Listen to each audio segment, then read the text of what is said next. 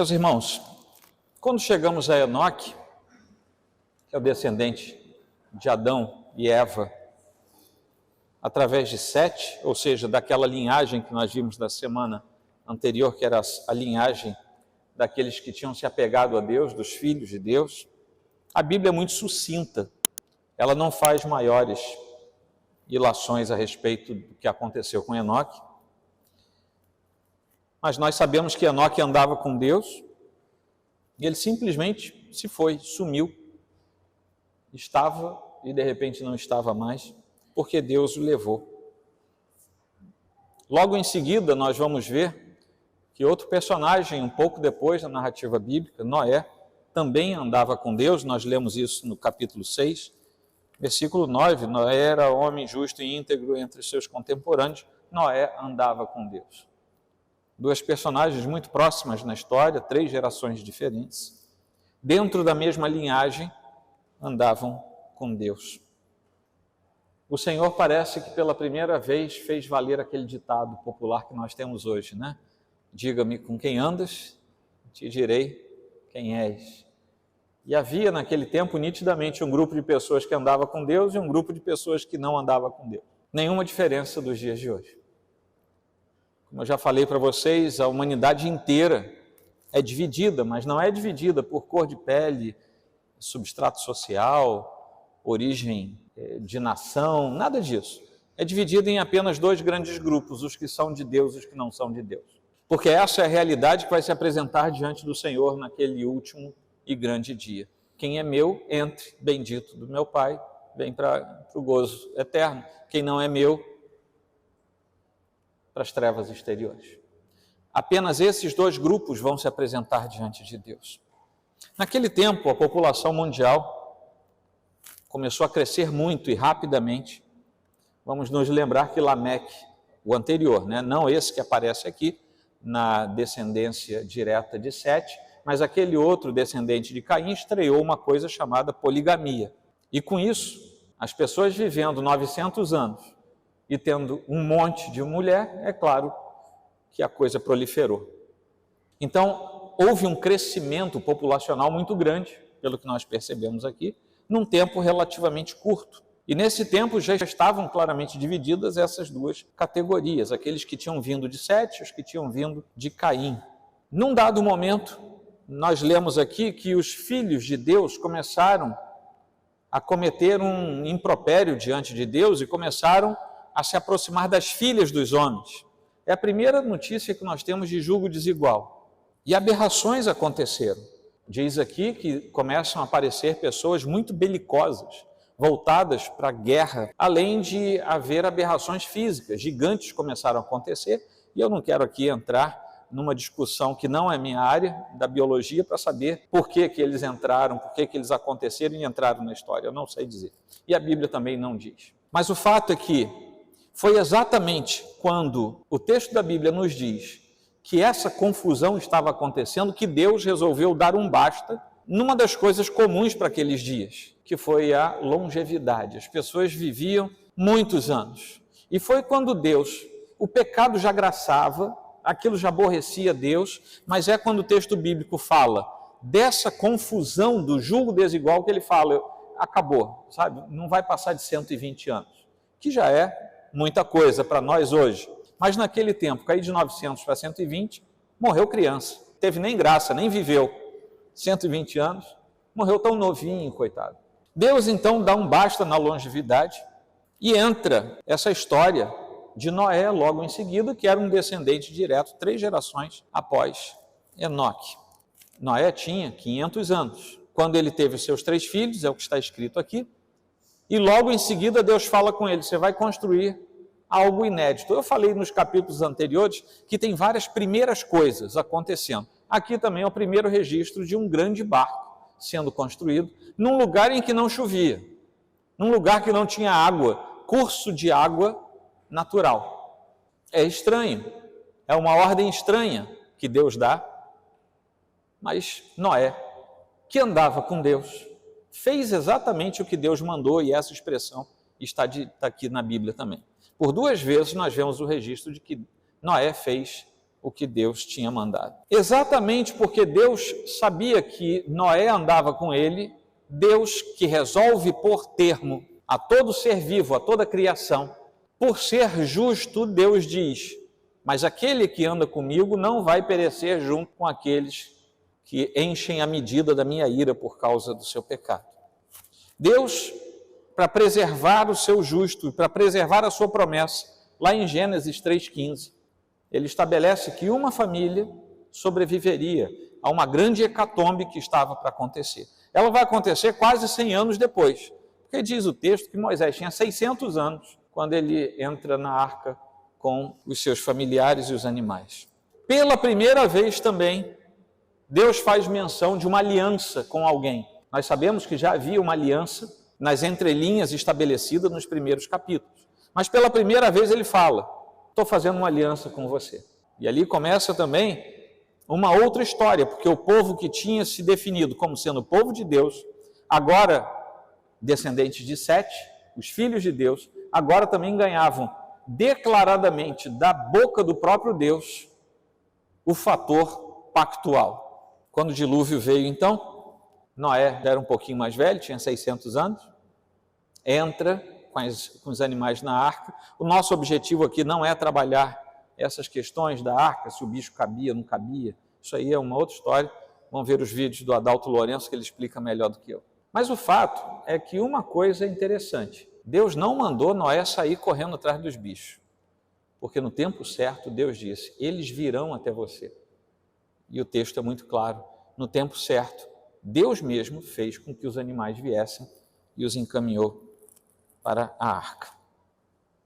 Noé gastou uma parte considerável da sua vida construindo um barco onde não tinha água para navegar, serrando madeira com instrumentos primitivos, selando aquele barco por dentro e por fora com betume, sem saber, na prática, o que ia acontecer.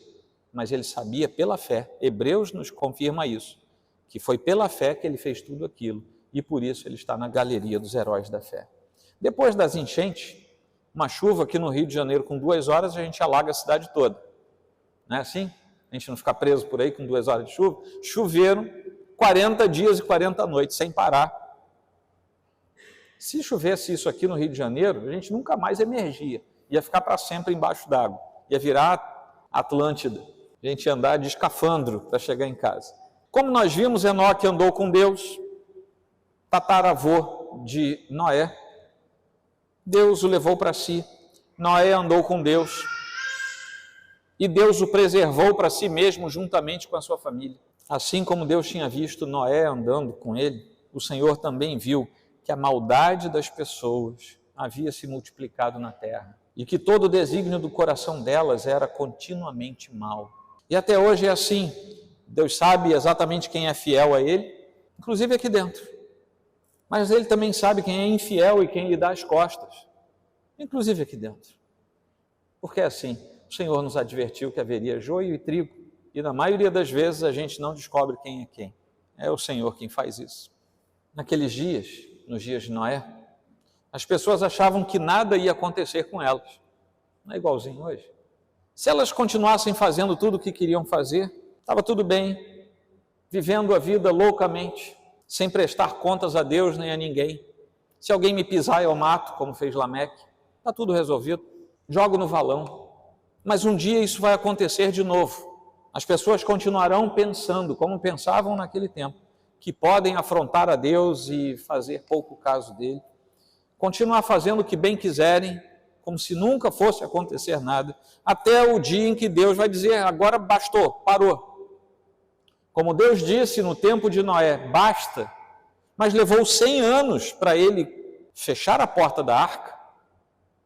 Um dia Deus vai dizer basta, mas a misericórdia, a benignidade do Senhor faz com que a porta ainda não tenha sido fechada, mas ela vai se fechar. Nesse dia que a porta for fechada, dentro vão ficar os seus, os filhos de Deus. E os demais vão ser deixados à sua própria sorte, como foram aqueles do tempo de Noé. Depois de nós termos a narrativa, que nós lemos aqui da criação, né? O primeiro sermão da queda, no segundo sermão, da constituição das sociedades nesse mundo caído, semana passada. Hoje nós estamos vendo a propagação do mal sendo descrito pela Escritura e o socorro de Deus aos seus filhos. A impiedade aumenta até que Deus não suporte mais. Aqui no texto ele se arrepende de ter criado os seres humanos, ter feito tudo o que ele fez. Arrepender-se aqui é uma antropopatia, é uma forma de nós dizermos que Deus agiu como se fosse um ser humano, com os sentimentos e as reações interiores de um ser humano. É para que nós entendamos o texto melhor. Mas o problema é que não foram apenas aqueles impenitentes que pecaram. Os filhos de Deus também tinham pecado, porque os filhos de Sete também carregavam a marca da queda de Adão e de Eva. A mesma coisa acontece hoje. Nós lutamos para permanecer na descendência dos filhos de Deus. Lutamos com a graça do Senhor nos abençoando, porque se não fosse Ele, não seríamos preservados. Mas continuamos como naquele tempo, filhos de Deus lutando e perseverando, amargando as dificuldades desse mundo caído, enquanto nos preparamos para o dia em que estaremos na arca, entrando na plenitude da glória de Deus. A morte tinha alcançado a todos, por isso que ao longo do capítulo 5, quase todo, tirando o caso de Enoque, você vai ver o sujeito tal, viveu tantos anos e morreu. O próximo, viveu tantos anos e morreu. Esse "e morreu", que se repete ao longo de todo o capítulo 5, da genealogia daqueles que eram filhos de Deus, comprova que os filhos de Deus também tinham pecado e que estavam no meio dessa raça, e não fosse a misericórdia de Deus, seriam também consumidos pela ira do Senhor. Isso se aplica a nós também. Então nós aprendemos nesse texto como superar a doença mortal do pecado e a experimentar uma vida plena com Deus, a despeito de sermos pecadores e de estarmos nesse mundo caído. Amém, queridos? Aqueles primeiros 8 versículos que eu li falam um pouco de pecado e graça para nós. E começa falando a respeito da ira santa de Deus. Os puritanos eram craques em falar sobre a ira santa, a ira justa de Deus. Falavam mais do que nós, mas essa é uma verdade que está expressa na Escritura. E hoje essa verdade responde a um dito popular que se estabeleceu inclusive em muitas igrejas. Muitos compêndios de teologia defendem a ideia de que Deus não pode castigar. No final de tudo, Deus vai abrir os braços e vai acolher todo mundo, que afinal de contas Deus é amor. Isso é uma visão distópica de quem é Deus, porque o mesmo Deus que é amor, e Ele é amor, é também um Deus totalmente santo, totalmente justo. E até quando Ele se ira contra o pecado, Ele não deixa de ser santo e nem justo. A ira de Deus não é como a nossa. A nossa ira passa pela raiva, passa pelo pecado contra o outro. A ira de Deus é uma ira justa contra tudo aquilo que traz impenitência no seu bojo. Deus é santo e é justo em tudo que Ele faz. E nada que nós possamos pensar de Deus vai tirar a justiça e a santidade dele. O peso da mão de Deus contra o pecado é correto e é justo. E o que deveria chamar a nossa atenção é por que Deus demora tanto e não... Deus é totalmente amor, Ele não vai fazer isso. Porque quando nós olhamos para a Escritura, nós vemos fatos, episódios como esse, em que graças a Deus Ele promete depois que não vai repetir, e nós vemos que a ira de Deus tem toda a razão de acontecer contra uma geração caída como a nossa. Havia ali um aumento absurdo do pecado, e as coisas estavam totalmente fora de controle. E toda vez que o pecado ele é tão absurdamente grande, toda vez que ele sai do controle, as sociedades se perdem e elas também se tornam descontroladas. Semana passada foi aprovada na Espanha uma lei que as pessoas podem ter relacionamentos sexuais com os animais, desde que os animais sejam bem cuidados e sejam levados ao veterinário. Deu para entender? Isso é parecido com os dias antediluvianos. Porque depois, lá nas leis, Deus diz, não te deitarás com o animal. É porque alguém já fazia isso. Semana passada, eu fui surpreendido por uma notícia, que para falar a verdade, para ser honesto, eu li o primeiro, o segundo parágrafo e parei de ler. De uma orangotango fêmea, que foi resgatada, você leu isso? foi resgatada, eu acho que na Tailândia, na Malásia, lá na Ásia. Ela era escrava sexual. Não era de outros orangotangos, não, era de ser humano. Eu estou falando apenas da zoofilia. Não estou falando dos outros milhares de pecados, porque quando listarmos todos, o ser humano tem capacidade para inventar novos pecados. Esse é o ser humano depravado na presença de Deus, e quanto mais a sociedade envereda por esse caminho, tanto mais depravada e descontrolada ela fica. Não vamos ficar surpresos com o descaminho da nossa sociedade, porque quanto mais pecaminosa ela se tornar, quanto mais hediondos e profundos forem seus pecados, tanto mais fora de controle a sociedade fica. Tanto mais inversões de valores vão acontecer. Por exemplo, você é assaltado, se você der um peteleco em alguém que estava assaltando você, você é o bandido e o bandido é a vítima. De onde vem essa estrutura inversionista? Vem de uma sociedade abalada de tal maneira pelo pecado que vê na pessoa alguma coisa que não tem mais qualquer tipo de projeção de Deus. É por isso que a bestialidade se torna natural. É por isso que o assassinato se torna normal. É por isso que o vilipêndio... Essa semana eu também li que existe uma quadrilha no aeroporto de Congonhas, estou falando que estava lá, então se alguém me processar, a gente manda o jornal na frente. Eu li lá no jornal. Tem uma quadrilha no aeroporto de Congonhas que aluga crianças. Eu já fiquei, meu Deus, aluga crianças para ser viciar as crianças. Não era não, era para pedir esmola, eles alugam. Cerca de R$300 por dia para a mãe, que mora numa comunidade próxima, se presta esse serviço, traz a criança, deixa lá. E o sujeito que aluga, né, o empresário lá, ganha cerca de R$1.000 por dia. R$1.000 por dia, alugando crianças. Meus irmãos, isso não é natural. Isso não é natural sequer para a mente humana, quanto mais para uma mente espiritual. Não é natural ver a Europa do jeito que está hoje, quando há 80 anos atrás ela estava nas trincheiras, lutando para se livrar das guerras, da primeira e logo em seguida da segunda guerra. Hoje você olha para a Europa, está irreconhecível.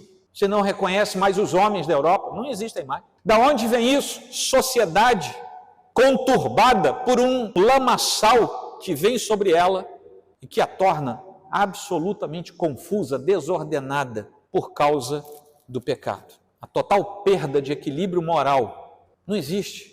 O que é moral? Não sei. A sua moral é uma, a minha é outra. O que é verdade? Não sei. A sua pode ser assim, a minha pode ser assim. Não existe. Isso aumenta o objeto da ira de Deus. Aquelas pessoas achavam que nada ia acontecer, como esta de hoje também acham que nada vai acontecer. Um dia, levou 100 anos, aconteceu, e eles morreram afogados. Um dia, não sei quantos anos vai levar, vai acontecer e vai acabar. Mas o julgamento de Deus não se limitaria às pessoas, mas também todos os seres vivos, a criação, tudo que tinha sido criado. Porque, infelizmente, uma das vítimas do pecado humano é exatamente a terra em que nós vivemos. A criação perfeita de Deus foi maculada, não por ela própria, nem por seus atos, porque esse negócio de mãe terra não existe, a mãe terra não pecou. Quem pecou fomos nós, que estávamos na terra que Deus fez. E a criação foi depauperada de tal maneira que ela hoje geme, esperando a restauração do Senhor. Aqueles eram dias de muito pecado. Deus tinha estabelecido homem e mulher para que se unissem antes da queda, deixando pai e mãe, formando assim um novo núcleo familiar, debaixo da bênção de Deus, era uma ordem de Deus. Isso acontece antes do pecado, aí vem o pecado, a instituição foi maculada e já começou na hora do pecado, porque o homem que tinha que ser o responsável, o cabeça da casa, estava assobiando, olhando para anteontem, e a mulher foi lá, pegou a fruta e comeu.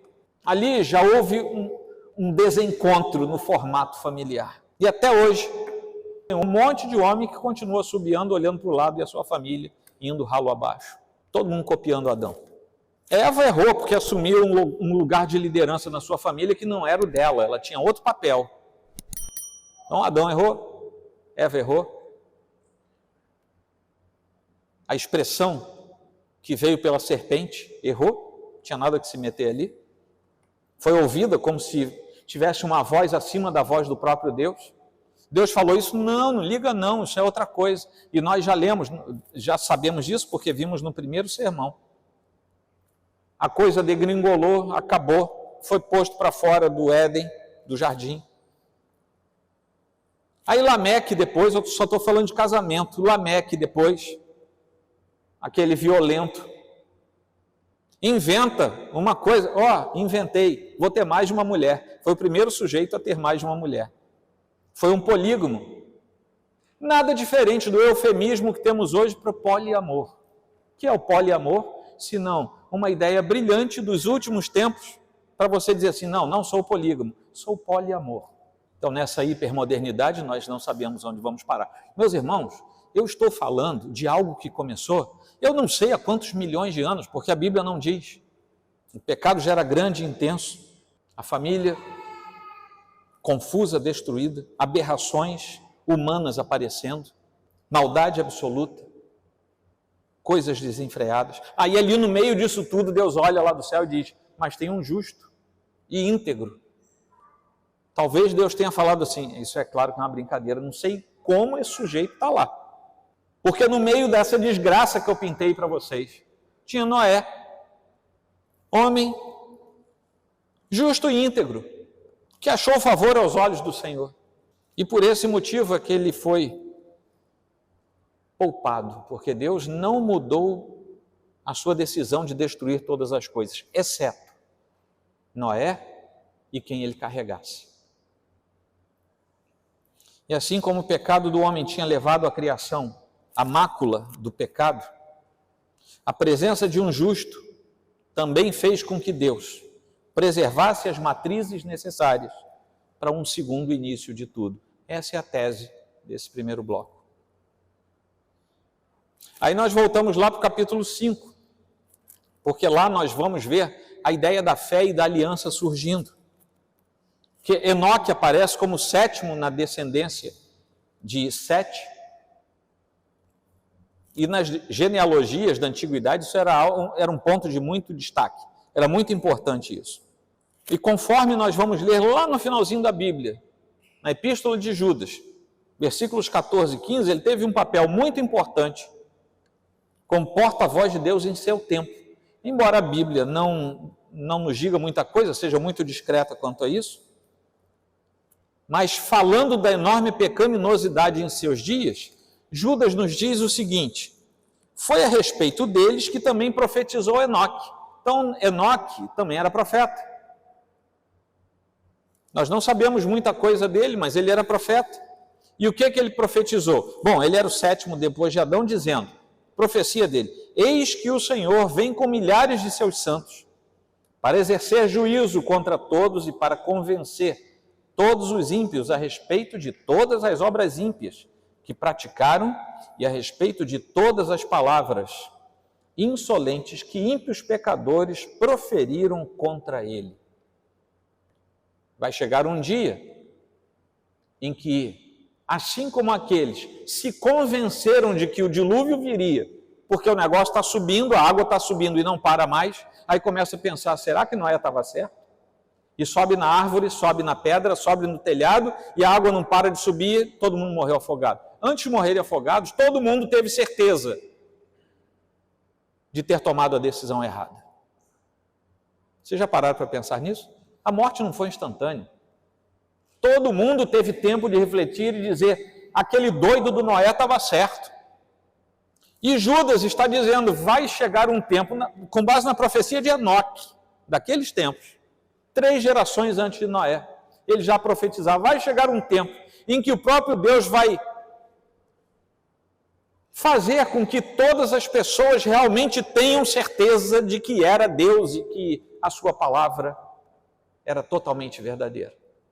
Porque, meus irmãos, chegará um tempo, assim como no tempo de Noé, em que aqueles que estiverem sendo ordenados a entrarem na perdição eterna, eles vão ter consciência de que o rumo da sua vida poderia ter sido outro. Não estou entrando aqui na doutrina da soteriologia. Mas Hebreus 11:5 diz, pela fé Enoque foi levado, pela fé foi levado a fim de não passar pela morte. Não foi achado, porque Deus o havia levado. Pois antes de ser levado, obteve testemunho de que havia agradado a Deus. Agora é interessante que o relato da genealogia, porque nós estamos no capítulo 5, uma genealogia. Ele é interrompido e depois ele vai ser completado lá no finalzinho do capítulo 9. Noé, depois do dilúvio, viveu ainda 350 anos. Todos os dias de Noé foram 950 anos e morreu. Volta para aquele mesmo estilo do capítulo 5. A ideia é o seguinte: o autor sagrado vem escrevendo, quando ele chega ao finalzinho do capítulo 5, ele abre um parêntese, ele conta a história de Noé e do dilúvio, fecha o parêntese e termina a genealogia do capítulo 5. Só que lá no final do capítulo 9. Deu para entender? Ele resolve suspender o que estava escrevendo para nos contar uma outra história e depois completar a narrativa do dilúvio. Pela primeira vez na Bíblia, nós vemos Deus expressando suas intenções a um ser humano. Também é a primeira vez, tem um monte de primeira vez nesses primeiros capítulos da Bíblia. Depois, aí Deus vai fazer isso sistematicamente com Abraão, até que nós, e os demais heróis do Antigo Testamento, até que nós vamos ver lá em Amós 3,7 o seguinte escrito: certamente o Senhor Deus não fará coisa alguma sem primeiro revelar o seu segredo aos seus servos, os profetas. Ou seja, Deus toma por padrão da sua relação com o seu povo anunciar aquilo que estava por acontecer. O seu povo precisa entender que Deus é verdadeiro e por isso precisa crer. Nem sempre o povo crê, por isso que foi parar na escravidão tantas vezes no Antigo Testamento, por isso que muitas vezes a igreja do Senhor sofre tanto nos nossos dias, porque dentro da igreja nós não cremos nas advertências do Senhor. Isso acompanha a gente. Noé não era apenas um homem justo e íntegro, mas era também alguém que pregava a respeito da justiça de Deus. Depois você pode ver isso lá em 2 Pedro 2,5. Ou seja, ele vivia com Deus e anunciava a verdade de Deus. Ele não era o crente que vinha para a igreja, enchia a barriga espiritual no domingo e ficava esperando desgastar tudo, tomando sal de fruta espiritual para o outro domingo. Ele era um crente que ia para a igreja, entre aspas, se alimentava do Senhor e depois propagava a verdade do Senhor. E foi assim que ele obteve testemunho, porque as pessoas sabiam quem era ele e sabiam o que ele falava.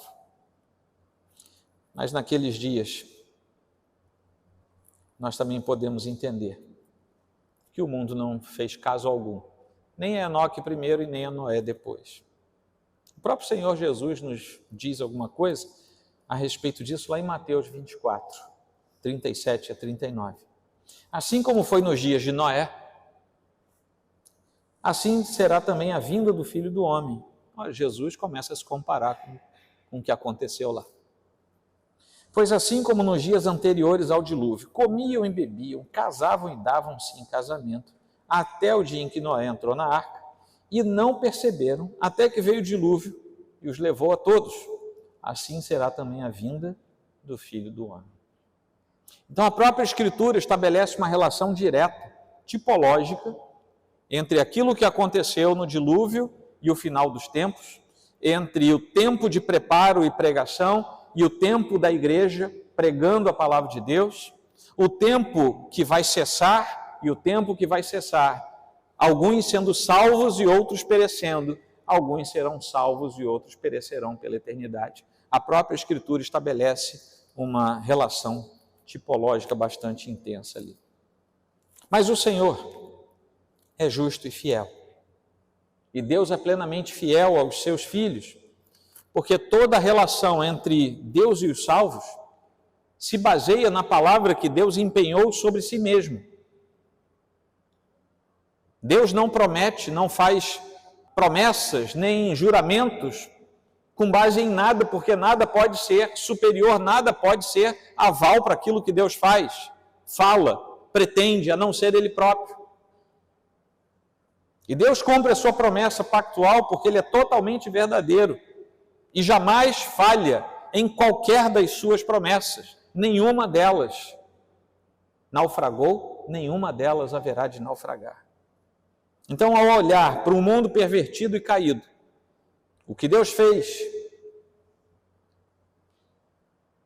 foi ver uma raça afastada e longe dele, ao mesmo tempo em que ele vê uma parte dessa raça apegada a ele, sob a sua aliança e andando com ele em santidade. Ele viu isso naquele tempo e ele vê isso hoje. E assim como Deus providenciou a arca para Noé e a sua família, juntamente com aqueles seres vivos, ele também providenciou Jesus Cristo para os seus filhos de todos os tempos, de todas as eras, de todas as etnias. Lá em 1 Pedro 3, 18 a 22, nós temos o esclarecimento sobre essa relação com Jesus Cristo. Depois a gente vai ler esse texto mais à frente.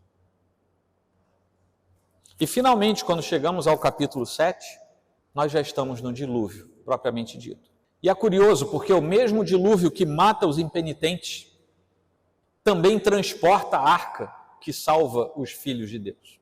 O mesmo mundo em que nós estamos, que atrai os impenitentes e os leva cada vez mais para as profundidades do pecado e do abismo, é o mundo em que nós estamos navegando em Cristo Jesus para chegar à glória. É por isso que depois Jesus diz: Senhor, Pai, não os tires do mundo, não é isso que eu estou pedindo, mas estando no mundo, cuida deles. Somente entraram na arca aqueles que estavam sob uma aliança declarada, porque Deus declara a sua aliança a Noé. E somente entram na arca aqueles que estavam sob essa aliança declarada. Essa é uma tipologia muito clara de Jesus Cristo, como nós podemos ver nas palavras de Pedro. Agora sim eu vou ler aquela referência, 1 Pedro 3, de 18 a 21, onde nós lemos assim: Pois também Cristo padeceu uma única vez pelos pecados, o justo pelos injustos, para conduzir vocês a Deus, morto sim na carne, mas vivificado no Espírito, no qual também foi e pregou os espíritos em prisão, os quais noutro tempo foram desobedientes, quando Deus aguardava com paciência nos dias de Noé, enquanto se preparava a arca, na qual poucas pessoas, apenas 8, foram salvas através da água. O batismo, que corresponde a isso, agora também salva vocês, não sendo a remoção das impurezas do corpo, mas o apelo por uma boa consciência para com Deus, por meio da ressurreição de Jesus Cristo. E aqui, para descontrair, a gente vê que Noé era presbiteriano. Vocês sabiam disso? Todo mundo que foi batizado por imersão morreu naquele tempo.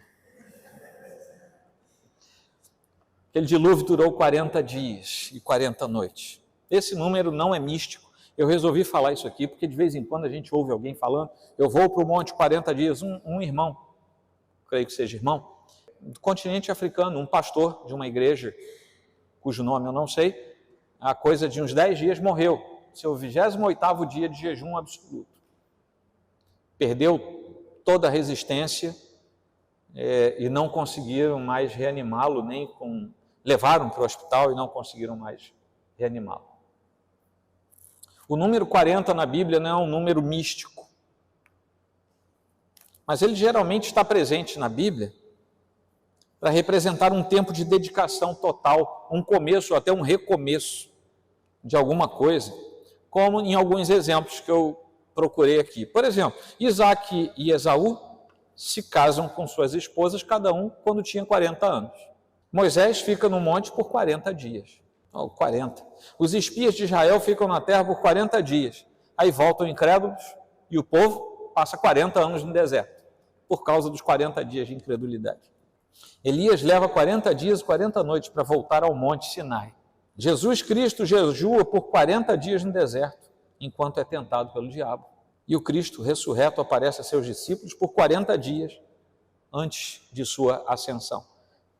O que eu quero dizer para vocês é que esse número não é místico, não, sabe? É um número que tem um significado na literatura hebraica e que se replica no Novo Testamento também, mesmo tendo sido escrito em grego, por causa da tradição da igreja que começava, que era basicamente composta por judeus. Os passos que acontecem no capítulo 7 são os seguintes: o embarque, tem um embarque, o navio está parado, vai começar a chover, vamos embarcar. Então tem um embarque descrito nos primeiros 5 versículos. Depois tem o início do dilúvio, do 6 ao 16. Depois tem o domínio das águas. Quando nós terminamos aqui a leitura do capítulo 7, as águas estão lá em cima, ainda não desceu nada, 7 metros acima do monte mais alto. E o destaque desse capítulo inteiro está no versículo 5. Noé fez tudo como o Senhor lhe havia ordenado. Amém? Posso fazer algumas conclusões e aplicar? Vocês sabem que eu sou um pastor democrático. Posso?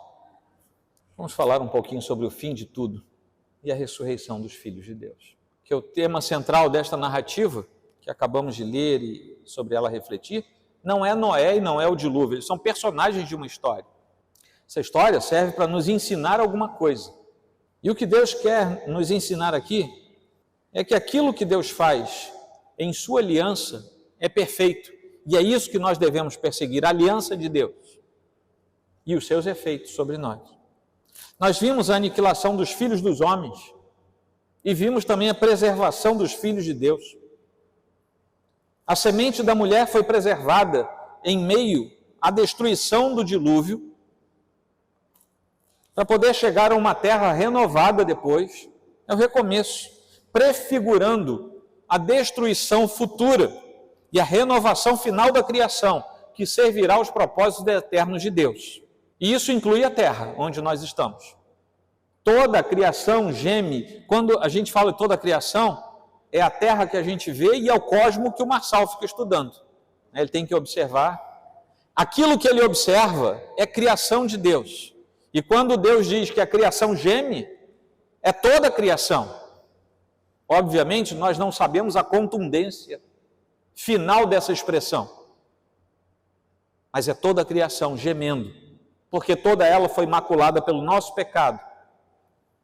E na restauração final dos filhos de Deus, a criação também inteira, integralmente será redimida por Deus. Esse mundo em que vivemos, com maldade e pecado, será destruído por meio do fogo. Também não entendemos bem o que isso quer dizer, mas está escrito assim. Enquanto os fiéis ao Senhor serão preservados por meio da salvação em Cristo Jesus.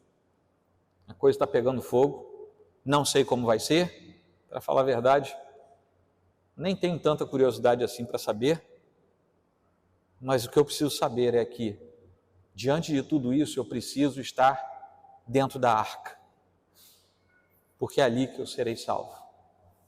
E esses que serão preservados por meio da salvação em Cristo Jesus vão herdar uma terra regenerada, e isso para todo sempre. Nunca mais acontecerá sequer uma vírgula daquilo que nós falamos hoje, que é nada, se nós compararmos ao que está acontecendo hoje ao redor do mundo.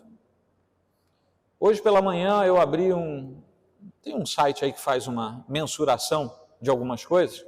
Hoje eu estava fazendo revisão, escrevendo mais algumas coisas do sermão. Por volta das 10 horas da manhã, hoje, pela manhã, já tínhamos um número de quase 7 milhões de abortos este ano.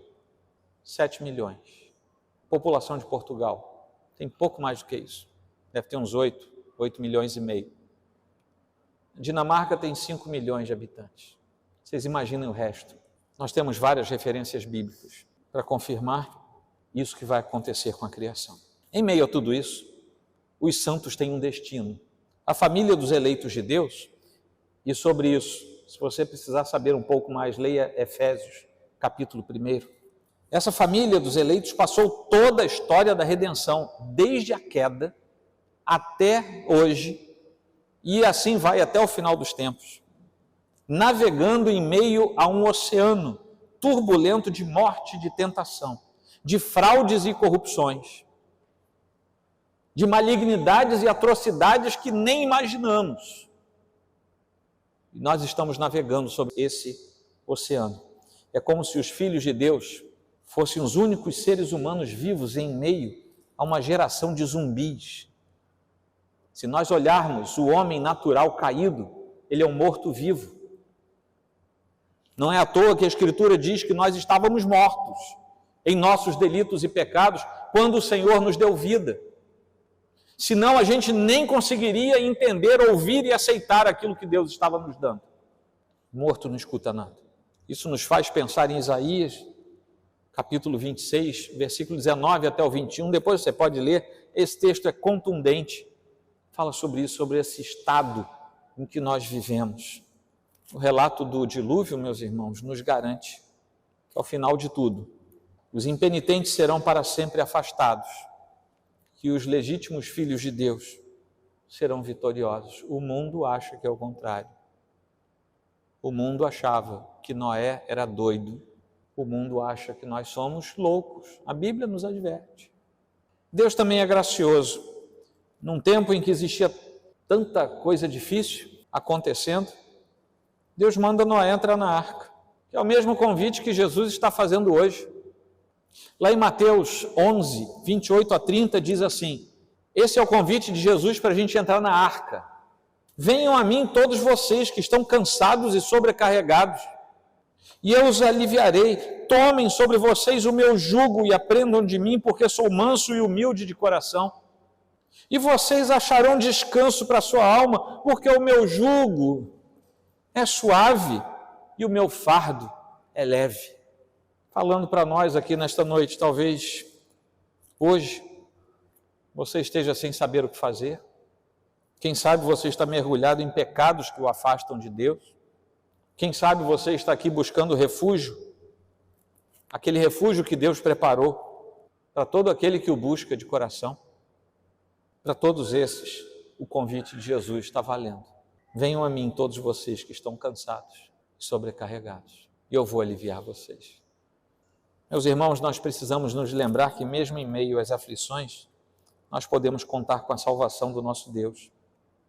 Depois de passar com Cristo pelas águas turbulentas, o Filho de Deus sai batizado lá do outro lado, porque essa é a figura que nós lemos. O batismo é por onde a família da aliança sai daquelas águas turbulentas e entra numa nova vida em Cristo Jesus. Como nós já lemos lá em 1 Pedro 3, 18 a 21, que eu li com você. Mas tem uma advertência final. Faça isso logo, porque a arca um dia vai fechar as suas portas. Se você quer o descanso do Senhor, pegue hoje, não deixe para amanhã. Apenas algumas aplicações diretas que eu vou fazer aqui. Vou ler para a gente. Somos todos pecadores, como eram todos nos tempos de Noé. E eu quero dar uma notícia ruim para mim e para você. Nós também. Nós somos pecadores. É por isso que a gente precisa da arca. Se a gente não fosse, não precisava. Mas nós temos uma solução para isso, que o próprio Jesus Cristo resolveu para nós. Ele assume o papel de pecador diante do Pai. E quando o Pai olha para nós, ele vê a obra de Cristo confirmada em nós e não nos vê mais como afastados dele. Quem? Aqueles que estão em Cristo Jesus. Segunda, assim como naquele tempo, Deus ainda é gracioso hoje em dia. E a igreja, assim como Noé, prega o juízo e a bondade de Deus. Nós pregamos o juízo e a bondade. Vocês reclamam que eu prego mais juízo do que bondade, né? Mas a gente prega o juízo e a bondade de Deus. Ouça com atenção e obedeça à voz de Deus. Foi o que Noé fez. Ele ouviu e fez tudo como Deus tinha mandado que ele fizesse. Aí deu certo. Terceiro, Deus está convidando cada pecador ao arrependimento. Se alguém ouvir a sua voz e o seguir, esse alguém será poupado da ira vindoura e vai ser instalado entre os santos na glória eterna. É simples, a mensagem é muito simples. Dá para todo mundo entender. Nem todos vão aceitar. Mas todo mundo entende isso que eu acabei de falar. Falando de língua portuguesa, todo mundo entende o que eu falo. Pode não acreditar. Quarto e penúltimo. Seja um santo, para mim e para você, essa aplicação, seja um santo no meio de um mundo caído. Ande com Deus, faça tudo como Deus mandou que fizesse. Nem sempre é fácil. E eu tenho certeza que não foi nada fácil Noé passar quase 100 anos fazendo um barco num lugar que não tinha rio. Última aplicação, não se misture com os filhos dos homens. Mantenha-se como filho de Deus, sem misturas e sem conexões com o mundo, porque o fruto da conexão com o mundo é uma aberração, como eram os gigantes e aqueles violentos da antiguidade. Vamos nos manter afastados dos filhos dos homens e andar como filhos de Deus. Amém?